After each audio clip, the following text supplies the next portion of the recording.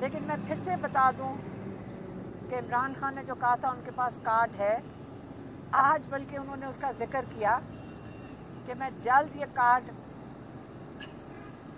Reveal करने लगा हूँ। तो इतनी उन्होंने बात की और हमने कहा इंतज़ार कर लें, हमें पता तो चले कि ये क्या कार्ड है। पाकिस्तान छोटा मुल्क है, फौज बहुत है, बहुत ज़्यादा फौज है। अब फौज हमारी ज़रूरत भी है और हम मतलब फौज को भी हमारी ज़रूरत है। अगर हम नहीं रहेंगे तो फौज अकेली क्या करेगी, तो हमारा घर भी ले लेगी। बिस्मिल्लाहिर्रहमानिर्रहीम, अस्सलाम वालेकुम पाकिस्तानियों, मैं आयशा नुमान आपके खुद में हाजिर हूँ आपके अपने चैनल आम अवाम के साथ। पाकिस्तानियों, आज 5 दिसंबर और जुमेरात का दिन है। हमने ये तो सुना था कि सितंबर जो है वो सितमगर साबित होता है, लेकिन इस दफा दिसंबर का भी कुछ मूड जो है वो अलग ही नजर आ रहा है। 20 जनवरी से पहले पाकिस्तान की सियासत ने क्या बाजी पलटनी है, ये सब देखेंगे। जोड़ तोड़ की सियासत जो है वो जोरों शोरों से जारी है। दूसरी तरफ जो है वो एक नया फॉरवर्ड ब्लॉक जो है वो PTI का बनने जा रहा है, जैसा कि मैं अपने गुज़िश्ता व्लॉग में भी इसका तस्करा करती रही हूँ और मैं आज भी अपने उस तजिए पे कायम हूँ कि बहुत जल्द एक फॉरवर्ड ब्लॉक सामने आएगा जिसको नजरियाती ग्रुप का नाम दिया जाएगा और उसमें वो तमाम नाम होंगे जो कि इस वक्त गिरफ्तार हैं या फिर जिनकी फरमाइशी गिरफ्तारियां हो रही हैं। आज भी मैं आपको बताती चलूं कि इस्लामाबाद से उमर अयूब साहब, अहमद चट्ठा और राजा बशारत की गिरफ्तारी अमल में लाई गई। वैसे तो आप जानते हैं कि पाकिस्तान में हर रोज जो है वो एक नई गिरफ्तारी होती है, तो ये गिरफ्तारी हमारे लिए कुछ नई नहीं होगी और तहरीक इंसाफ के लोगों को शायद अब आदत हो चुकी है। अब बहुत से ऐसे लोग होंगे जो कि अपने घरों पर शायद सोते भी नहीं होंगे इस वजह से कि भाई कहीं किसी वक्त जो है वो हमें गिरफ्तार ना कर लिया जाए, उठा ना लिया जाए, हमें गायब ना कर दिया जाए। दूसरी तरफ जनाब अनवर मकसूद साहब ने जो एक बयान दिया है, जो उनका एक क्लिप इस वक्त वायरल हो रहा है, जो कि मैं आपको इनिशियल्स में दिखा चुकी हूँ, आपने ज़रूर मुलाहिजा किया होगा, तो बड़ी ही तबाहकुन सूरत हाल है। और जनाब हम जिन अहम मामलात के ऊपर हम गुफ्तगू करने जा रहे हैं कि सानेहा 27 नवंबर जो है उसको गुजरे हुए काफ़ी दिन हो चुके हैं, लगभग एक हफ्ते से भी ज़ायद जो है वो अरसा गुजर चुका है। ना तो अब तक शहरी किसने चलाई ये तो पूरी दुनिया जानती है, पाकिस्तान तो क्या इंटरनेशनल मीडिया भी जो है इसके ऊपर चिल्ला चिल्ला कर थक चुका है, गला फाड़ चुका है। लेकिन जनाब अब अगर ये कोई कहे कि भाई गोली मैंने नहीं चलाई तो ये तो बिल्कुल ऐसे ही होगा जैसे कोई आपकी आंखों में धूल झोंक रहा हो। दूसरी तरफ जनाब शहबाज शरीफ साहब ने अपने कंधे से मट्टी हटाकर जो है वो किसी और के कंधे पर डालना चाहिए और दूसरी तरफ से भी जवाब आ गया कि हम तो आइन के पाबंद हैं, हमें जब वजीर आजम की तरफ से ये हुक्म दिया जाएगा कि गोली चलाओ तो हम गोली चलाएंगे। जी हाँ, मैं आर्मी चीफ साहब का तस्करा कर रही हूँ। गुज़िश्ता कुछ दिन पहले शहबाज शरीफ साहब ने तस्करा किया था कि सिपा सलार ने इस ऑपरेशन में हमारा भरपूर साथ दिया और हमारे लिए जो है बड़ी आसानियां की हैं। उन्होंने अब किस तरह की आसानियां की हैं ये सब जानते हैं कि डी चौक में जिस तरह से खून बहाया गया, डी चौक में जिस तरह से अपने ही निहत्थे लोगों पर गोलियां चलाई गई, वो सबके सामने है, ये किसी से ढका छुपा नहीं है। दूसरी तरफ जनाब हम बात करते हैं कि बाइकआउट जो है वो अभी तक ट्रेंड कर रहा है। पाकिस्तान में इस वक्त जो है वो मिलिट्री मसनूआत का जोरों शोरों से बाइकआउट जारी है।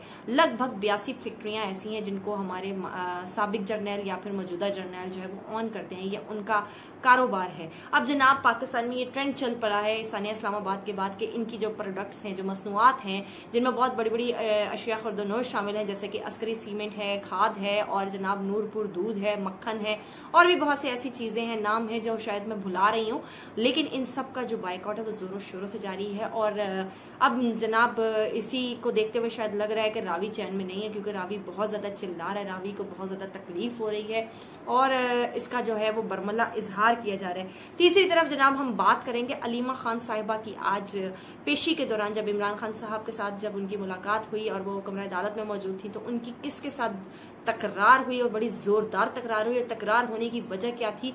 शोहदा की तादाद जो है वो ना बताना, ये बहुत बड़ी अहम वजह थी जिसकी वजह से अलीमा खान साहिबा की जो है वो तकरार हुई। मैं आगे चल के आपको ज़रूर बताऊंगी किन 2 अरकान से उनकी जो है वो तकरार हुई है।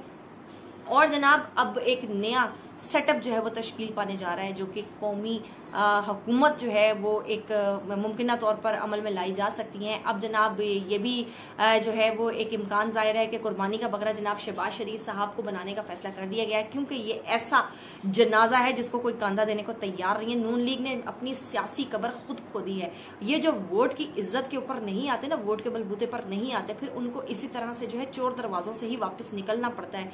और फिर जनाब ये नवश्ता दीवार है कि कि फिर उनको कभी भी इज्जत नसीब नहीं हुई। अब जो बची कुची इज्जत थी शायद नून लीग वो भी समेट के जो है हो सकता है कुछ अरसे में पाकिस्तान से रफू चक्कर होती हुई नजर आए। अब जनाब हम बात करते हैं कि ट्रंप साहब की जो वजारत जो है सदारत जो है उसकी हल्फ बर्दारी से पहले पाकिस्तान में जो इस वक्त अखाड़ पछाड़ है और जो कि पूरे जोर शोर से जारी है वो बहुत ज्यादा आपको अपने जोबन पर नजर आएगी। अब जनाब बैकडोर मुज़ाकरात भी जो है वो बानी तरीके इंसाफ के साथ होते हुए नजर आ रहे हैं, क्योंकि 27 दिसंबर का जो बोझ है शायद मुक्तदरा अपने कंधों पर उठाने के काबिल नहीं रहे और ये कोशिश जारी है कि किसी तरीके से जो है वो बैकडोर इन तमाम चीजों को जो है वो खत्म किया जा सके। लेकिन दूसरी तरफ जो है प्लान बी के ऊपर भी अमल जारी है और जनाब पीटीआई का एक फॉरवर्ड ब्लॉक जो है वो बनने जा रहा है। मैं बहुत पहले से कह रही हूँ और उसमें बहुत से बड़े बड़े नाम जो है वो शायद आपको दिखाई देंगे। आज जनाब फैसल वाडवा साहब की फजलुर रहमान साहब की रिहाइशगाह पर मुलाकात हुई, राना सनाउल्लाह भी वहां पर पहुंचे और इम्कान यही है कि जनाब जो बिलावल भुट्टो साहब है उनकी सीवी जमा हो चुकी है और उन्होंने भी शायद अपनी शेरवानी का ऑर्डर दे दिया है। अब देखना यह है कि ये कौमी हुकूमत का सेटअप जो है वो कितनी देर तक बरकरार रहता है और बानी तहरीक इंसाफ जो कि रोज़े अव्वल से ही इस बात पर अपने कायम है कि मुझे चुराया हुआ मैंडेट वापस चाहिए। अब देखना यह है कि मुज़ाकरात किसी नतीजे तक पहुंचते भी हैं या फिर दोबारा से जो है वो एहतजाज की तरफ ही बात जाएगी।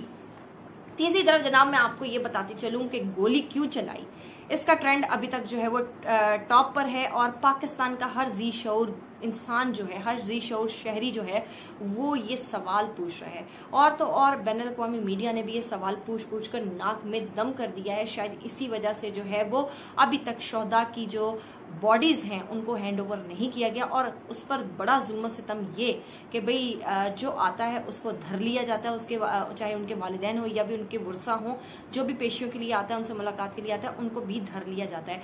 पाकिस्तान जो है वो एक ऐसा मुल्क बन चुका है जिसमें जो है इस वक्त पाकिस्तानी महबूस नजर आते हैं। मैं अगर अपनी बात करूं तो मुझे ऐसा लगता है कि शायद मैं किसी ऐसे मुल्क में मौजूद हूँ जहाँ पर मुझे जो है वो सांस लेने की भी आज़ादी नहीं है। हर रोज़ हम सुनते हैं कभी किसी को उठा लिया, किसी के बाप को उठा लिया, किसी की माँ को उठा लिया, किसी के भाई को उठा लिया, किसी को गायब कर दिया गया, किसी सहाफ़ी को उठा लिया गया।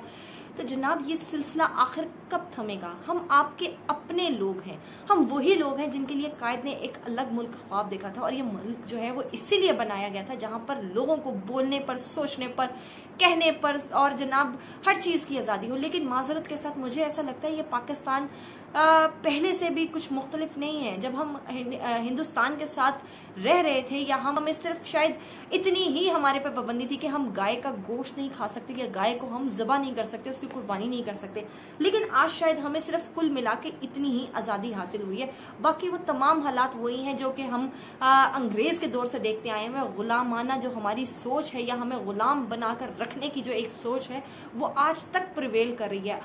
उस वक्त जो है वो अंग्रेज हम पर हुकूमत करना चाहता था, उस वक्त जो थे वो हिंदू हम पर प्रेशर बिल्डअप कर रहे थे। लेकिन आज वो लोग कौन है जो कि हमें दबाना चाहते हैं? आज वो लोग कौन है? कहीं हमारे अपने ही तो नहीं है, कहीं वो लोग हमारे हम में से ही तो नहीं है जो कि चाह रहे हैं कि हम लोग दब कर रहे हैं, हम लोग अपनी ज़ुबान बंद रखें, हम खुलकर सांस ना ले सकें, हम जो है आज़ादी से बात ना कर सकें।